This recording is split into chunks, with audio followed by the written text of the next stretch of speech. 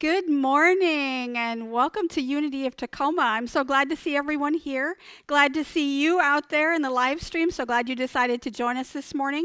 My name is Reverend Lori Erwin Johnson and I am the spiritual leader here for today. And I use the pronouns she and her. If this is your first time watching, I'm so glad you found us. That's awesome. And if you've decided to join us again after being here before, we're so glad to have you back. Every time that you're here, every time you want to visit, whether it be on Sunday morning at 10 a.m. or during the week on our YouTube channel or on our website, we're so glad to have you. Anytime you are welcome. This week, we're going to have an interesting topic because last week we talked about mesmerism and its influence on the New Thought movement. But today we're going to talk about everyday mysticism. And we're going to get a little deep, so prepare yourself. We're going to go down that philosophical rabbit hole. But first, I want to start us off with the prayer for protection. So if you can get in a position of prayer where you're comfortable. If you know the words, say them with me. If you do not, listen to them. It's a beautiful prayer in and of itself. The light of God surrounds us. The love of God enfolds us. The power of God protects us. The presence of God watches over us. And wherever we are, God is, and all is well. So let us pray. Take a breath. Get into this moment, because this now moment is the only moment that's important. It's from here that all things arise. It's from here that all things go. And in this moment, we are here together, connecting, understanding, allowing each other to exchange ideas and knowledge. And today, we're opening our hearts to hear the message that is about to be given.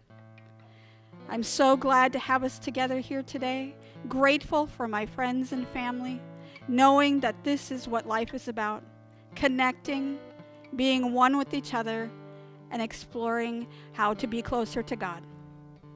So as we move forward in the service, we open up our hearts and we allow it to be, and so it is. Amen. I'd like to introduce my musical guest today. I have Stephan Plummer, and she is here today, and she's going to take us off into a song. So thank you so much. Yes, so glad to be with you. And this song is I'm Choosing Heaven Today. So please join in. I'm choosing heaven today. I'm choosing heaven today. I am walking the road of heaven right now, singing I'm choosing heaven today. I'm choosing heaven. I'm choosing heaven today. I'm choosing heaven today. I am walking the road of heaven right now, singing I'm choosing heaven today. I'm choosing love. I'm choosing love today. I'm choosing love today. I am walking the road of heaven right now, singing I'm choosing love today. I'm choosing peace. I'm choosing peace today. I'm choosing peace today. I am walking the road of heaven right now, singing I'm choosing peace today. I'm choosing joy. I'm choosing joy today. I'm choosing joy today. I am walking the road of heaven right now, singing I'm choosing joy today. I'm choosing heaven. I'm choosing heaven today. Are you choosing heaven? I'm choosing heaven today. I am walking the road of heaven right now, singing I'm choosing heaven today.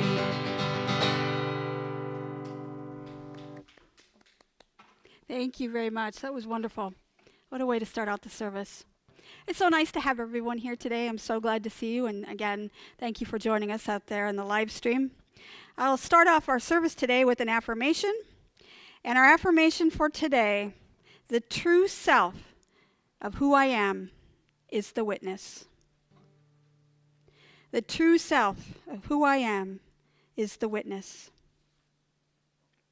And our reading for today is from Ken Wilber. And if you're unfamiliar with Ken Wilber, he's a philosopher and a futurist and just a psychologist. He's got all of this under his belt, but he is very philosophical. And he wrote this wonderful introduction in a book called Entering the Castle by Carolyn Mace. And I purchased the book specifically for the introduction that he wrote because I thought it was pretty profound. So we're going to be talking a little bit about that. We're going to hear Ken Wilber's voice a couple times today in the service. And our reading comes from him. And it says, "The true self is often called the witness. It witnesses all that is occurring but cannot itself be turned into an object as a true subject. It cannot be objectified. It is also called the mirror mind. If it effortlessly and spontaneously reflects everything that arises, but does not grasp or keep. The true self is, in some sense, a deep mystery, something that can never be seen, and yet it sees the entire universe in front of it. It is a vast emptiness, and yet out of it, the entire world seems to spring." And our spiritual lesson for today is from Muji. And normally I would put a Bible lesson in here, but today I felt Muji was very important. And he says, "You are the light of consciousness, and also the witness of this light. You are pure awareness." So I'm going to go right into message today.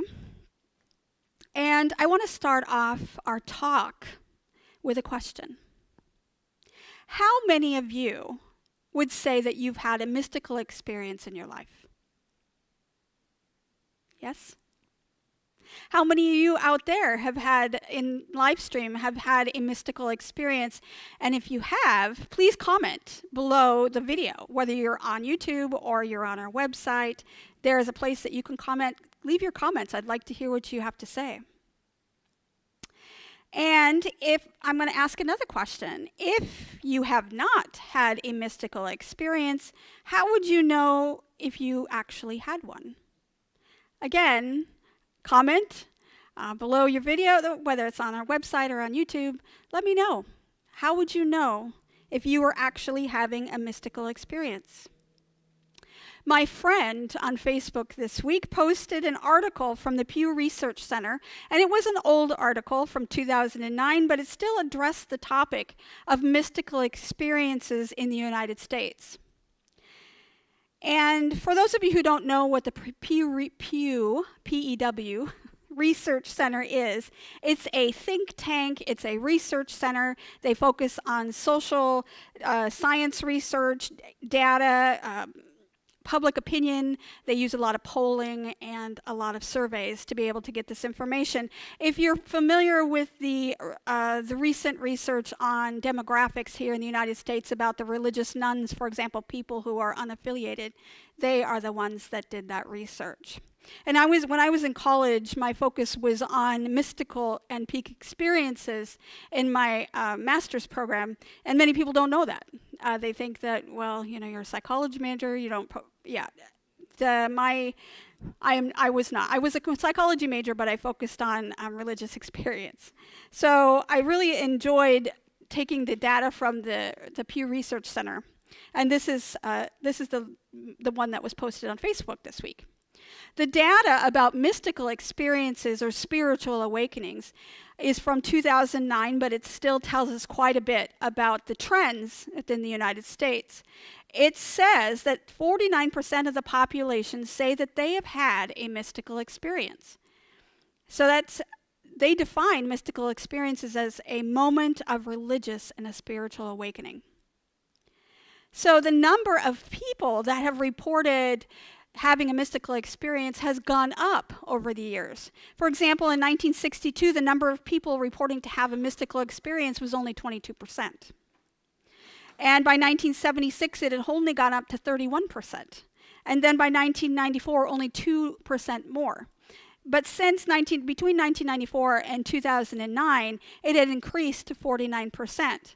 Now, I believe that it wasn't because people were having more mystical experiences. So it begs the question, are we having more mystical experiences, or is there something else going on? Back in the 60s, psychologist Abraham Maslow believed that all human beings had a mystical experience. So he called them peak experiences. But those that report having mystical experiences is low because of the fact that they either ignore them or they downplay the significance of that certain situation. In short, they have been happening all of this time. It's just, I believe that the awareness of them has increased, and also the acceptance that they are happening to you has improved. In his book, Towards the Psychology of Being, Abraham Maslow describes 16 attributes of a person who has mystical experiences. So there is a personality type of a person that would have more mystical experiences. But with 49% of the population, you would think that it wouldn't be a specific personality type, but he decided that there was. He says that people who have these mystical experiences have a more defined sense of unity. So they are one with all things. They have this connection.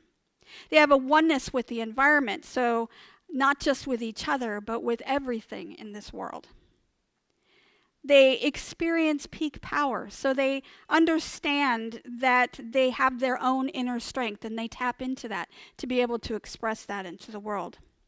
They do not force, they're non-forcing, so they allow themselves to allow this to happen to them instead of forcing it to be. They have self-determination. They know what they want. They have defined ideas of what's important to them. They're free of inhibition. Now they are more open and they're more accepting. They are willing to explore and they're curious. They have some spontaneity. So they're willing to be in the moment and to move from that space to the next. This is what I love about Unity, especially here at Unity of Tacoma. They have purposeless creativity. So they create just because they can. And that's what's so wonderful about it. They create for the sake of creating. There's a sense of timelessness that they live in. They be present in the eternal now. They're not spending too much time in the future or too much in the past. They spend time in the present. They are self-actualized. So if you're into Abraham Maslow, you understand that is the peak of your consciousness development, that you have become the pinnacle of your individuality. There is a merging of I and other. So again, there's not just a unity, but there is no separation between you and I.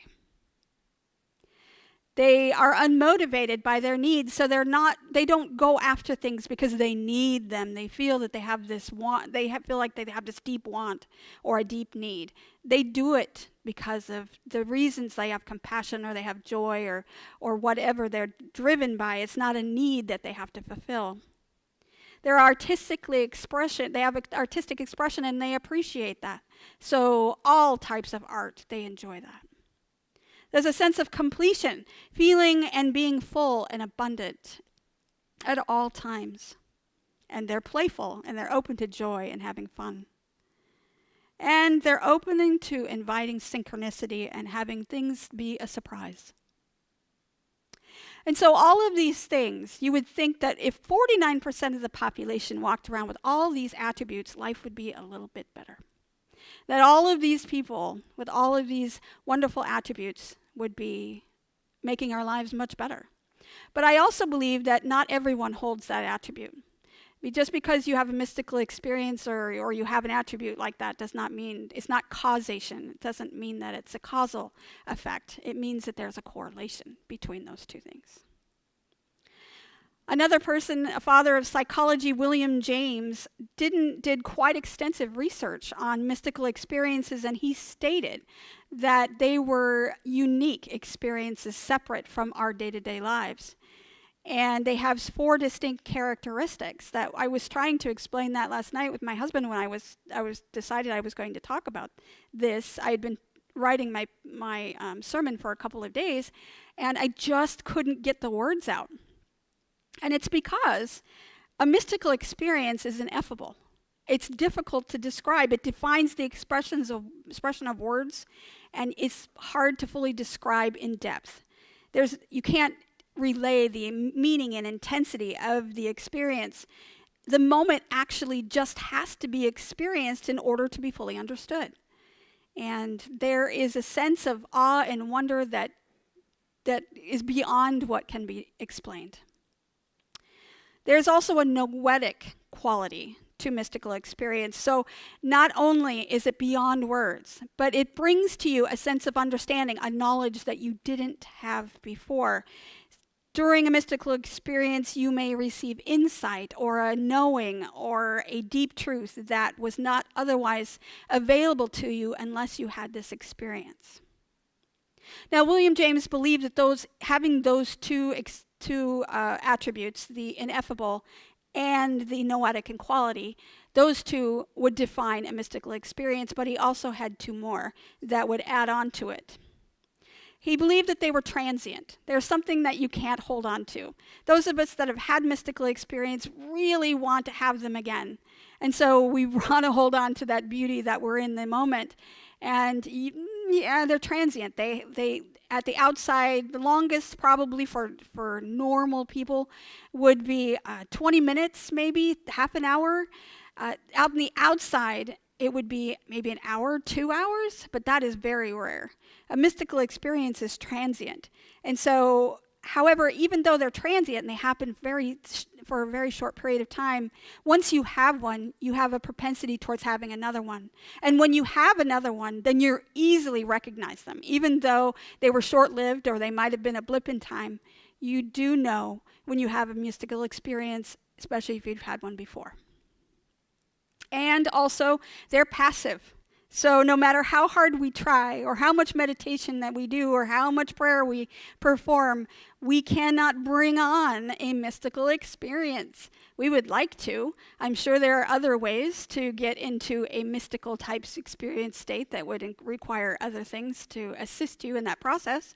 But if you're like me, who do meditation and prayer, it's not something you can will into your experience. It's something that happens to you. So you may be walking down the street or going through the forest, and all of a sudden it hits you.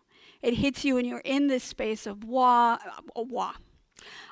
and wonder, and it becomes an experience that is just blissful. Now, the fun facts about mystical experiences is that couple of things. If you are a person who has had a near-death experience, and hopefully that has not happened to you, but if it has, if you have a near-death experience, you are more likely to have had a number of mystical experiences in your lifetime. So you have that to look forward to in case that ever happens to you. If you're at a space where near-death experience comes, you know that if you've had mystical experiences, you are more likely to have a near-death experience. Also, people who have had a spiritual awakening experience or a mystical experience, they carry on. Once they have that, you may have not had the propensity for those types of personality traits that were listed before, but as you move forward in the world, and from that point on, you're more open to unity, you are more compassionate, you are more loving, you have a different idea of how things are expressed in the world. So mystical experiences or spiritual awakenings are really important to be able to enlighten you, and that would be awakening to a new consciousness in your experience. Now, mystical experiences are often confused with mental health crisis, or a situation that may seem outside the norm. And this fact is probably why people didn't report that they had mystical experiences before, because there's such a stigma that follows people who have a mental health crisis. But psychologist Stanislav Grof stated that the phenomena is really akin to a spiritual crisis and not a mental health crisis. A spiritual crisis or a spiritual emergency, and not emergence as an emergency like it's something we have to go to critical care, but it's spiritual emergency, meaning that it emerges. is one where there is a critical and experiential difficult stage of a profound psychological transformation that involves one's entire being. This is a crisis point within the transformational process of spiritual emergence. It may take the form of non-ordinary states of consciousness and may involve unusual thoughts, intense emotions, visions, and other sensory changes, as well as various physical manifestations. These episodes can often revolve around spiritual themes. So, in our modern society, we do not have what our ancestors had. They had shamans and spirit workers like the Anamkara that help people through these spiritual crises, this transformation process, this idea that something is emerging within you that is deeper than just thought. And mental health professionals are not trained to deal with this kind of emergence. They do not know what to do when somebody comes to you and says, I'm having this spiritual crisis, and they're there to listen. And I actually saw a therapist while I was having a spiritual crisis, and she was really great at listening, but she had no idea how to help me. So a person that would help you with a spiritual awakening would be somebody like a spiritual director, or someone who has had in-depth training on how to move you to the next level of your spiritual journey. And those people are out there, and they're becoming more prevalent every day. So the need is now being met. I know at Unity Worldwide there is a spiritual direction training program, and that is going to help a lot of people through this crisis where you're transforming consciousness, but it's not something that you need a mental health therapist for. It's somebody that can hold space for you as you transform. So it's a wonderful experience, but it also can be scary if you've never had one. So now that we've covered the academia behind the spiritual or mystical experiences, and we're going to go on to the next phase, which would be the more philosophical and spiritual aspects of the spiritual experience. Gurus and mystics and spiritual teachers and religious icons have been trying to explain this mystical experience for years, and they knew that you had to be present with that individual while they're going through this process.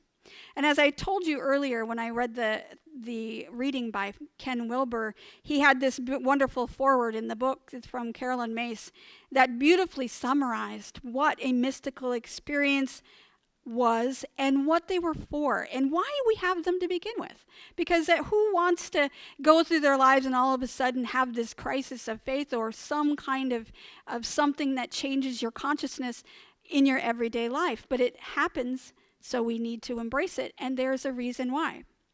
So Ken Wilber believes that the reason we have these awakenings is to realize and to remember who we truly are. That we are housed within this human form, that we do not come from this human form. So mainstream science believes that consciousness comes from the brain.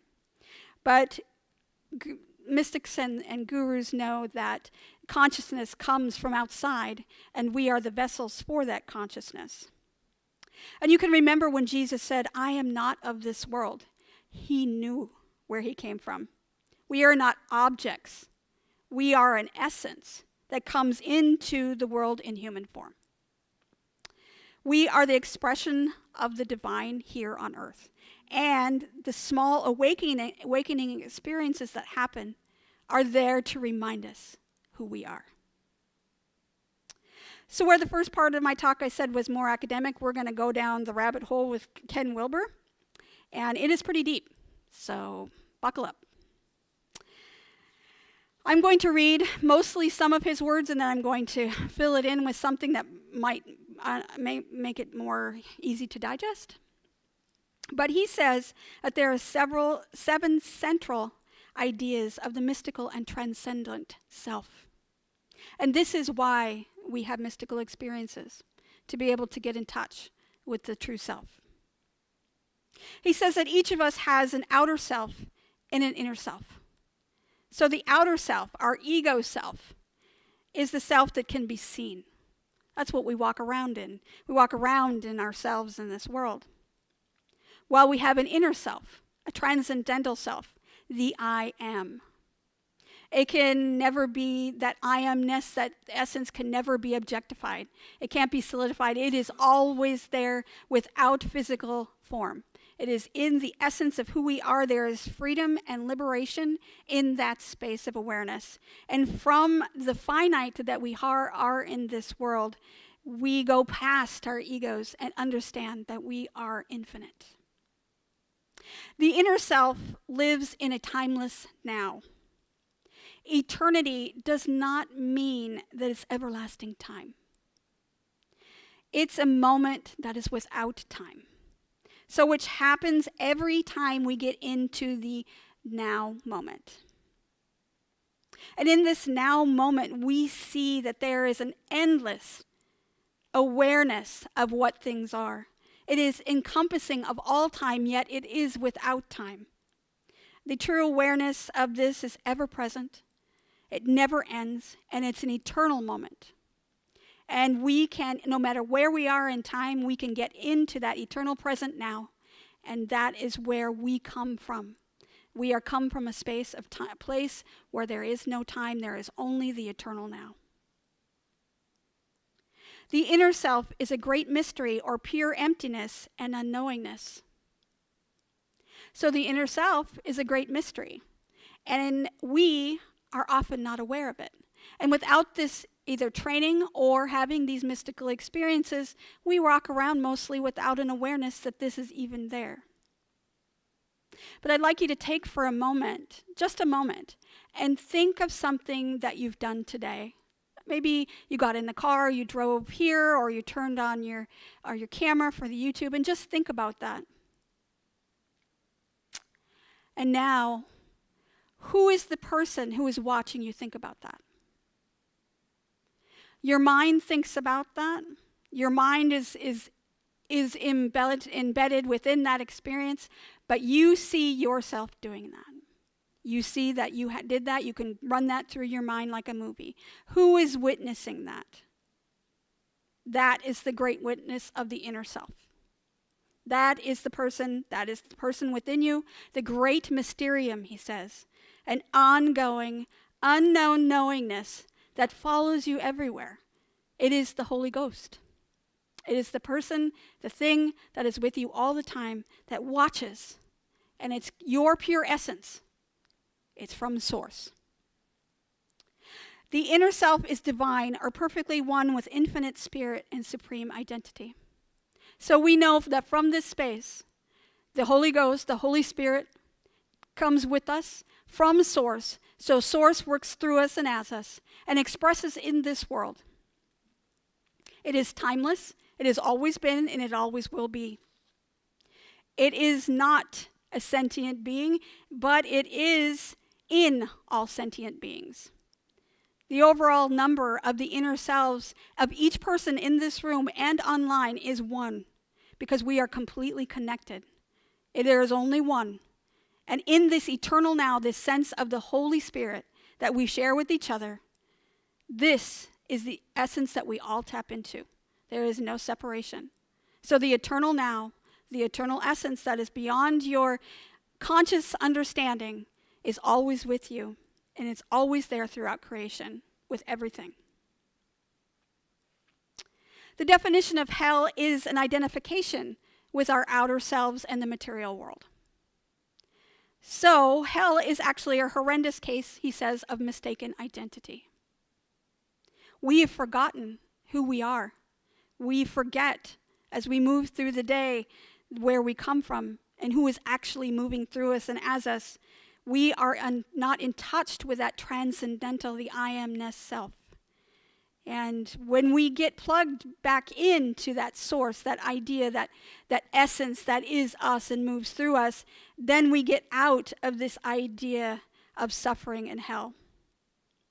When we identify only with the finite self, with the material things, then we get lost.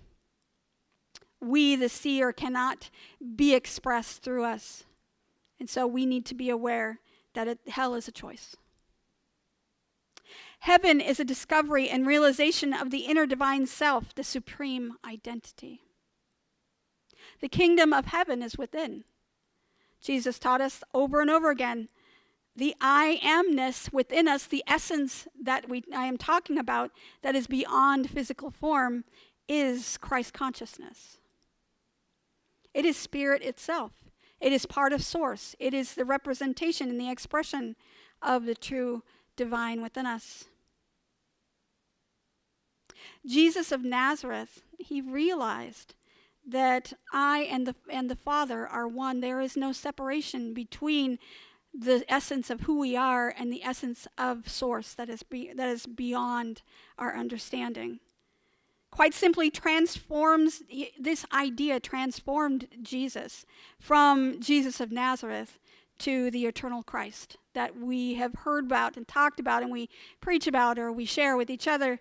We need to understand that Christness is a transformation of self and not a thing that is given to you as a gift. The divine self is one with all, given in grace and sealed in glory. And at some point, as we rest within ourselves, we can feel the freedom of allowing the material to fall away, for us to be able to express fully through the human form that we were blessed with, whatever human form that we have. And we are allowed, once we get to that point of recognizing the witness, the eternal self, the I amness, then once we get to that space, we are actually self-actualized, as Abraham Maslow would say, but we are infinite and we are transcendent. And this is what mystical experiences are for. They allow us to get into that space. So when I ask you again, after all of that deepness, that academia, that philosophy and science and all the things that I come up with to talk about mystical experiences, I ask you again, if you've had a mystical experience, have you had an experience of awe and wonder and transcendence where things seem to stand still? You were in the flow of life, whether it was you were in a sporting event and you were at peak performance, or you were in meditation and all of a sudden you are feeling light and love and there is nothing else. Or you're out in nature and you see the sunset and you are filled with awe and wonder and beauty and joy. These are mystical experiences, and even though they are fleeting, we need to remember that they are reminders of who we truly are. These spiritual awakenings and mystical experiences are really hard to describe, so I really am still struggling to explain to you what they really are. But psychologists and philosophers and poets and musicians and mystics have been trying to express it in their own unique ways because they are beyond words. But when we know that these experiences are pointing towards something that is beyond something that we can explain, we understand that we are not who we are in our physical form. We are beyond that, and it reminds us of that each and every time. The essence of who we are and where we came from is inviting us to remember with these experiences.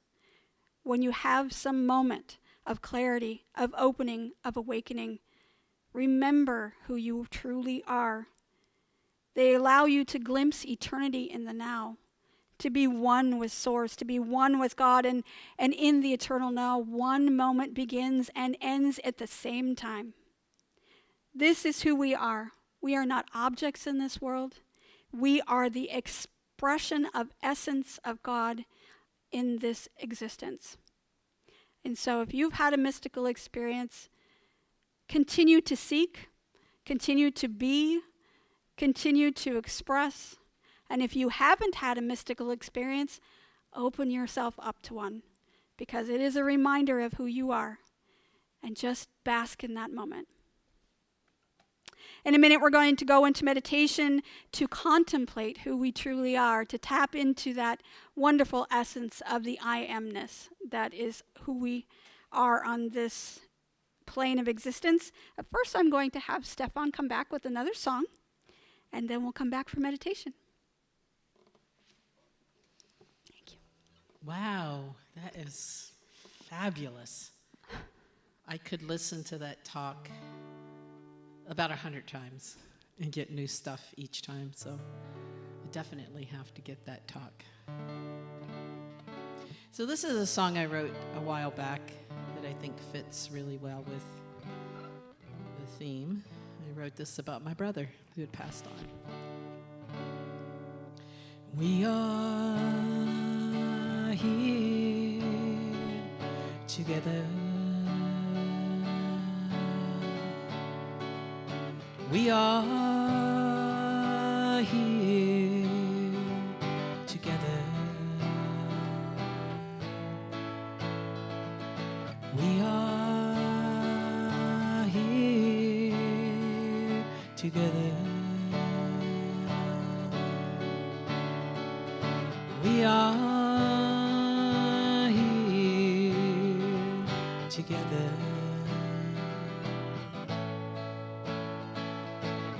I believe we are all as one. Exotic life streaming up toward the sun. There will never be a separation very long. The veil is gone. We are home, we are home, we are home. And we all live forever. We all live forever. We all live forever. We all live forever. When my brother died, I felt like I had died too. But I kept the words he said to love each of you. Now my heart knows no bounds, and the more the years pass, the more I understand. He's in my heart. He is right here in my hands. And we are one together. We are one together. And we are here together.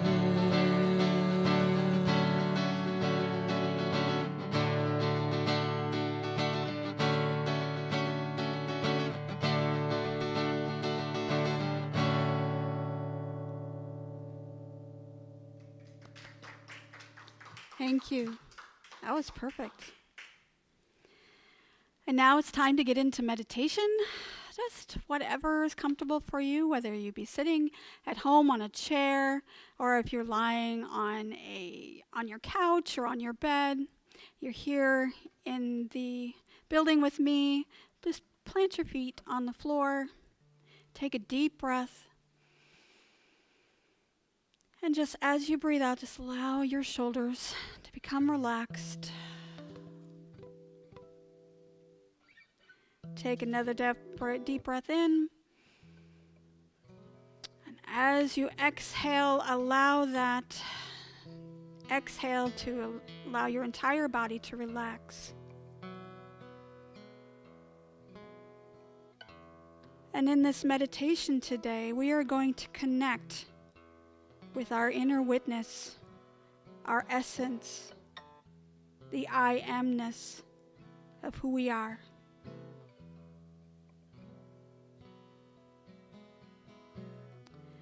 And as we go through meditation, I will read the line 2 times, and you can say it to yourself, or you can just listen to my words. And this meditation, the intention behind it is to get you deeper into your experience and to get in touch with the divine within.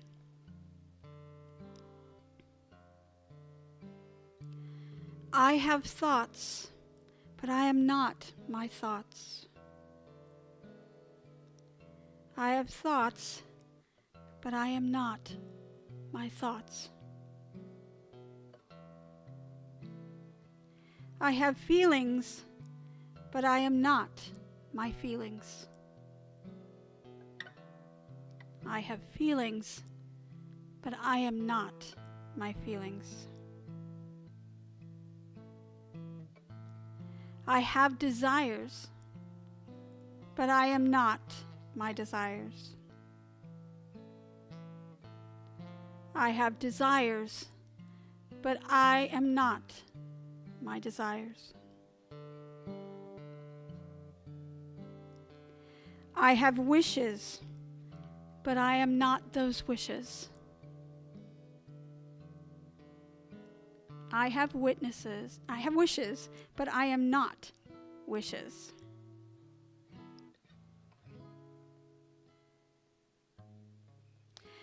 I experience pleasure and pain, but I am not pleasure and pain. I experience pleasure and pain, but I am neither pleasure nor pain.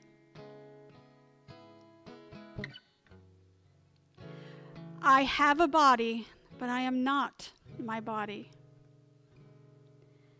I have a body, but I am not my body.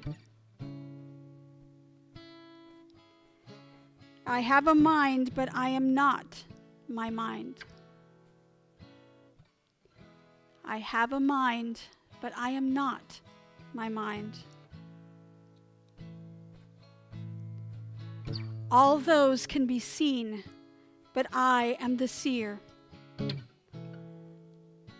All those can be seen, but I am the seer. All those can be known, but I am the knower. All those can be known, but I am the knower. All those are merely objects, but I am real subject or true self. All those are merely objects, but I am real subject or true self.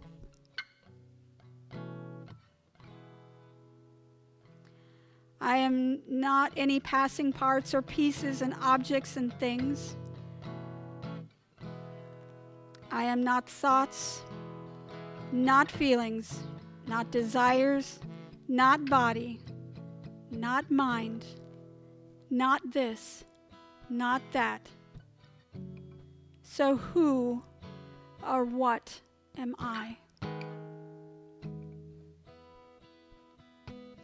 Who or what am I?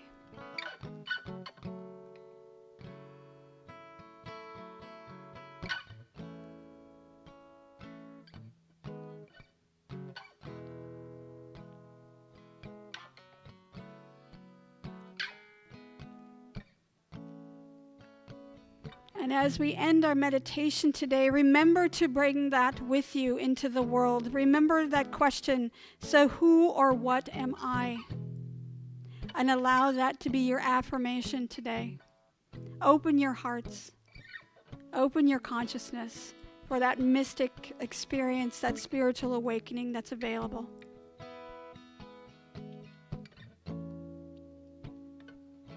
Take a deep breath. Slowly bringing your awareness back to your body, to this space that you're in. Another deep breath in. And with your exhale, you can open your eyes and bring your consciousness back into the space. I'm going to invite Stephan for another song, and then we'll come back for our offering.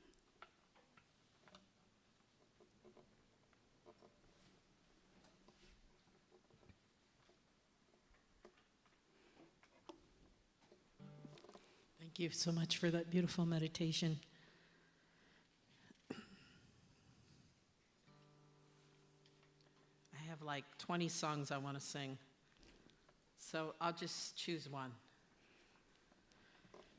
This one was written by Linda Webb Kakaba.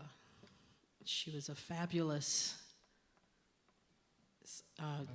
pianist and writer of music who has gone on to the great beyond. God is life, I am life. God is light, I am light. God is joy, I am joy.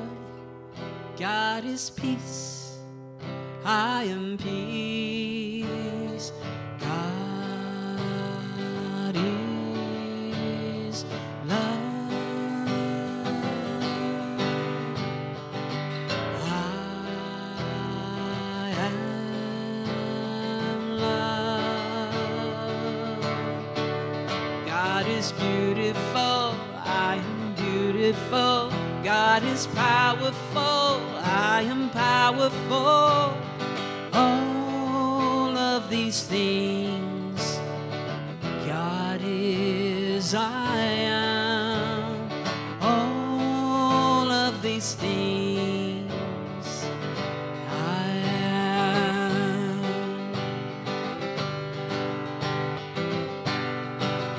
God is life, I am life.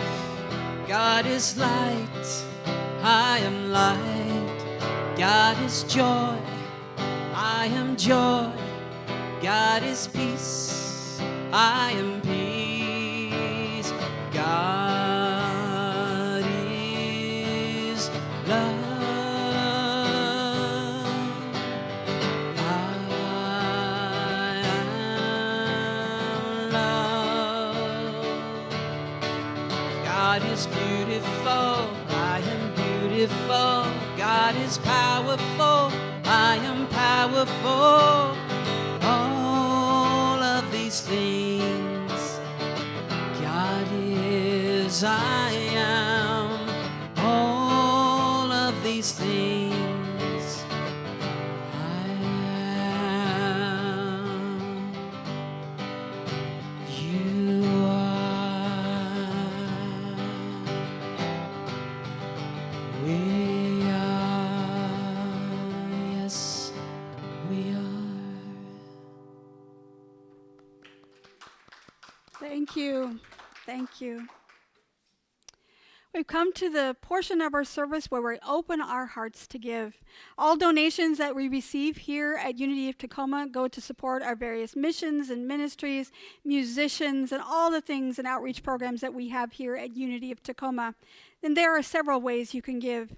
You can go to our website at www.unityoftacoma.org/donate to donate via PayPal. You can donate through Zelle using our telephone number 253-576-3225, or you can mail a check to Unity of Tacoma, P.O. Box 112289, Tacoma, Washington 98411. And if you are watching this later on Facebook, you can donate on our page at www.facebook.com/Unity of Tacoma to give, and there's a donate button at the top of the page. And as we prepare to give today, I would like you to hold the intention of prosperity within your hands, visualizing the circulation of abundance flowing through you and as you. Jesus taught in 638, give and you will receive. You'll be given much, pressed down, shaken together, and running over. It will spill into your lap. The way you give to others is the way God will give back to you. And as you visualize holding your gift within your hand, please repeat after me. Divine love flowing through me blesses and multiplies all that I am, all that I have, all that I give, and all that I receive. I am grateful for my blessings today, and I am grateful in every way. And so it is. Amen. May the blessings of your gift bring so many blessings back to you. We are so grateful from all of our hearts here at Unity of Tacoma. So our announcements. Next Sunday, June 19th, is Father's Day. And we have Cindy Akana back to deliver our message, and Jean Mann will be here as our musical guest. So I will be able to participate in the audience, to be able to be inspired. So I'm really looking forward to that. We continue our Mother's Day and Father's Day diaper drive. You can see we have a pile of diapers and baby accessories right here, and we continue to take diapers and baby wipes and things through next Sunday. So if you have donations, you can go to our website, donate there, and just write in the message that you would like to donate to the baby drive. You can go to Facebook, you can donate there. There's a place at the top of the page where you can donate there, or you can contact myself, or you can contact Denise and just contact the church, and you can do it that way. You can email me at lori@unityoftacoma.org. That's LORI@unityoftacoma.org. And I can arrange to have one of us here to meet you to drop off baby diapers if that's what you'd like to do. And all our donations go to support the Family Housing Network, which is a place that helps families in transition from homelessness and into their own homes. So they're always in need of supplies like this. So please, if you can, help us. We have one more week to get as many diapers as we can to take to the Family Housing Network. If you like what's happening here at Unity of Tacoma, please share on social media.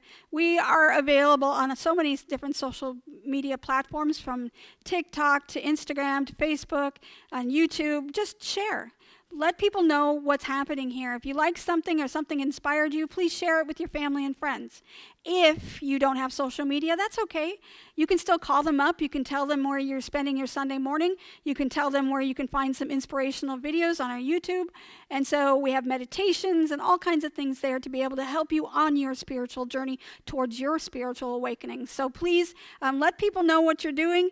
And if you're watching us on YouTube or on our website today, there is a place at the bottom underneath the video where you can comment and give your comments about today's message, or any questions that you may have, or you just want to say, hey, please make a comment there and let us know that you're out there, because we really would like to connect with you. Because we don't see you doesn't mean we don't feel your presence, and we would like to be able to hear your voice as well. Our benediction for today is from Ken Wilber. If we're going to start off with Ken, we're going to end up with Ken. And so we're going to go out with Ken Wilber today. He says, there is only the radiant, all-pervading, deeply divine I amness within which all the worlds arise and fall. All are born and die there, explode into being and fade into oblivion, carried along by the one and only thing that is always ever present, even unto the ends of the world.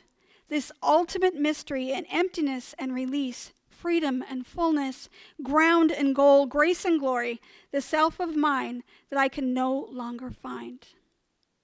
I would like to thank Stephan for being here today and providing beautiful music. And if you could take us out with our peace song, that would be wonderful. Let there be peace on earth. If you know this song, please sing along. If you don't know the song, don't know the words yet, it's a wonderful song to hear. If you can stand, wonderful.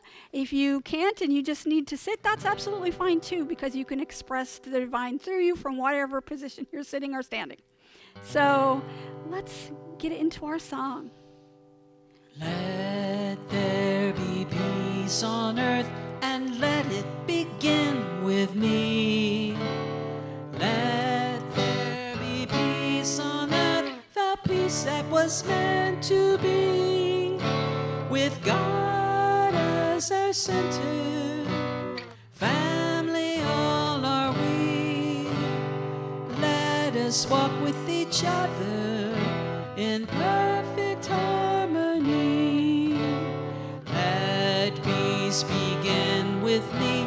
Let this be the moment now. With every step I take, let this be my joyous vow. To take each moment and live each moment in peace eternally.